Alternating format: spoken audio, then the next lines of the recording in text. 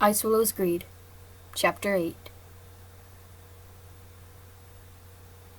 Ever since she heard the news about Buzzardpaw, Icewillow has felt different. Not only was she barely able to eat, but she had a hard time keeping up with her warrior duties. She felt demotivated to do anything, but lay around and sulk. Some kind of coldness in her heart has seemingly been growing, but she's been ignoring it. Roars of pain and the urge to break down constantly rang through her ears, but she didn't care. Another day of just laying around, I suppose. Icewillow, inside her den, stretches and repositions herself in her bedding. I swear, the only reasons I get up are to eat, drink, and do my regular meetups with Buzzardpaw. But seeing him doesn't even feel right anymore.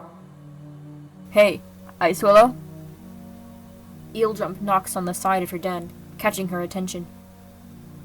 Someone is here to see you. Really? Icewillow sits up, slightly surprised. Is it Buzzardpaw? He doesn't visit me very often. She leaves her den, and finds herself to be face to face with Eeljump and another cat she doesn't recognize. He's a black Tom with gray eyes, and some white freckles on his face. This is Blackwish from Flower Clan, Eeljump meows. He's told me he has a private discussion to have with you. I don't know who this dude is. Icewillow squints at him, confused.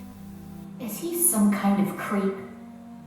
A pleasure to meet you, Blackwish purrs. I hope you don't mind if I take you on a stroll on this pleasant evening. What's this stuff you want to talk to me about? It is something we need to talk about alone, he responds. Oh, all right. Still slightly suspicious, Icewillow follows Blackwish out of camp and into the forest. I don't understand what you want from me, Icewillow grunts. I barely know who you are. How do you know who I am? A StarClan cat told me to teach you of your family origins, Blackwish says. A light pink cat with a long flowing pink coat and pink eyes brighter than the sun. Icewillow thinks. You have a connection to StarClan? I mustn't go much into detail, he sighs. Come, sit with me in this tree. All will be explained very soon. She hesitantly leaps up into the tree with him, settling next to him on a branch. Fireflies are softly floating around them, indicating that they're close to Bracken Clan camp. So, what do you have to tell me? I'm going to start out with the most important note. Blackwish starts. StarClan sees great danger in your future, and wants you to be careful. They say you're trapped in a cycle. I already have plenty of danger in my life, Icewillow scoffs. Being a Black FrostClan cat isn't easy. I don't know the details, but they do want you to be careful. Whatever they mean, and whatever they want you to do.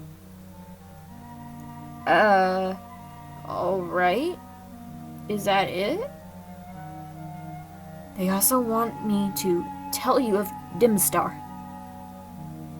Her heart drops a little. Dimstar?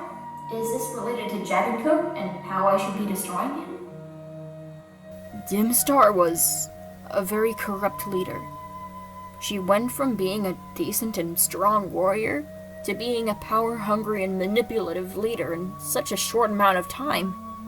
FrostClan was in grave danger, but certain cats would stand against her and threaten her leadership position. I haven't heard any of this. Icewillow leans in a little, processing everything. That's because FrostClan is still healing under Burstar. Your clan went from being the most peaceful to the most dangerous in the manner of days. Why don't I remember any of this? You were young, as was I. She became leader a few moons before I was born, but I do faintly remember her visiting Flower Clan camp to speak with Tulip Star. I thought it was the coolest thing as a kid to see a Frost Clan cat so close. But I didn't realize what she was actually doing to Tulip Star. What was she doing? Starting a fight. A big one. Icewillow's eyes widen as Blackwish leaps down from the branch. He comes back up a moment later with a white flower she's seen before. A white flower with pink-tinted petals. Is that an oleander? She asks. Those grow in Moss Clan camp to protect them from predators. That is correct. I picked one prior to bringing you here. It's to teach you a little something. What may that be? Dimster was a lot like an oleander. Pretty to see, seemingly harmless, but if you get too close to it, it can kill. Unless you know how to handle them properly. He calmly tucks the oleander behind Icewillow's ear, making sure the insides of the petals and the flower itself don't touch her. Dimstar was handled properly by only one cat, the light of her life, her reason to live. However, they did not last forever. Dimstar had a mate? Icewillow raises an eyebrow. I mean, I know she's Petaltooth's mother, but I always thought she was an accident or something. She definitely acts like one. I doubt she's been picking on you recently, he meows. She's seen StarClan signs as well. What signs? That's not important right now. What you must know, though, is where Dimstar truly lies within you. Blackwish gently lowers his voice, so she can just barely hear him. Your sister is alive and well, Icewillow. Just not in Frost Clan. What? Your sister, half-sister if you will, she's living in Moss Clan. After Dimstar lost who was close to her, she brought her first daughter to Moss Clan for unknown reasons, if I'm going to be honest. But she twisted everything in her favor, and made Tulip Star turn all of Flower Clan into bloodthirsty beasts, tearing Moss Clan apart. And only then did Daywaters realize she wasn't in the clan she was born into. Daywaters? Yes. Blackwish nods his head. Dimstar and Starling Cloud had her a long time ago, but Dimstar was born a Tom and discovered herself to be a she-cat. Your mother, not being interested in she-cats, ended up having her love fade away from Dimstar during her pregnancy. Shortly after their daughter was born, she supposedly disappeared, and Dimstar became leader. Nobody truly knows what happened to the leader before her, but some assume that she was murdered. Dimstar? And my mother? Please don't bring this up to her, or anyone. The whole situation was a disaster that would take StarClan hours to explain. I don't want to overwhelm you too much either. Just know that StarClan is sensing danger, and that Daywaters is much closer to you than you think she is.